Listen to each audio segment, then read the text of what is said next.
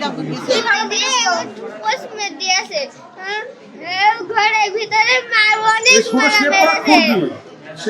আজকে মনে করেন আমি দেখলাম যে ঘরের ভিতরে গেল, ওর স্বামী হুট করে এসে ঘরের ভিতরে ঢুকে দরজার ছিটকানি দিয়ে তালা মেরে দিয়েছে।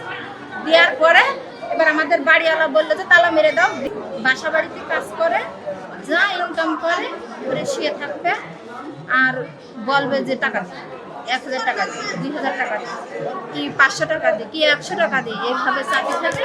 ও দিয়ে মানে থাকলে দেয় আর না থাকলে মনে করেন এই গ্যাম জাম মারামারি ঘুরে ঘুরে শুরু করে দেয়।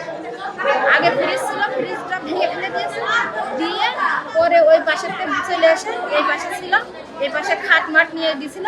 কি থেকে নিয়ে চলে আসলো প্রায় দিন অত্যাচার করে, অত্যাচার করতে করতে টাকা ফলাক দিয়ে দিয়েছে। এক পুরো রকম ছিল মধ্যপাড়ার মানুষ দায়িত্ব করতে রেখে দিয়েছে। দেওয়ার পর আজকে ইদানিং খুব চালাচ্ছে, পরশু দিন আসছিল এখানে, আসার পরে আজকে যে আমরা শুনছি যে হঠাৎ গলা কেটে দিয়েছে।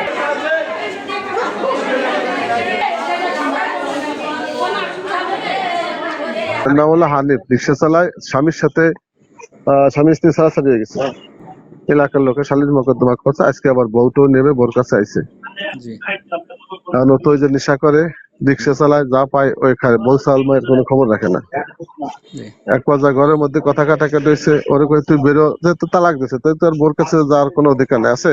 তাহলে তর্কাতর্কি নিয়ে এক পর্যায়ে খুর ছিল কাছে, খুর দিয়ে গলায় ফেলতেছে, গাড়ি একটা ফেলতেছে। আমরা ভর্তি করছিলাম কালীগঞ্জ হাসপাতালে, ওখান থেকে ডাক্তার রিপোর্ট করছে, বর্তমান যশোরের উদ্দেশ্যে রওনা হয়ে চলে গেছে। না, মামলা প্রক্রিয়াধীন, মামলা চলমান, আসামি গ্রেপ্তার।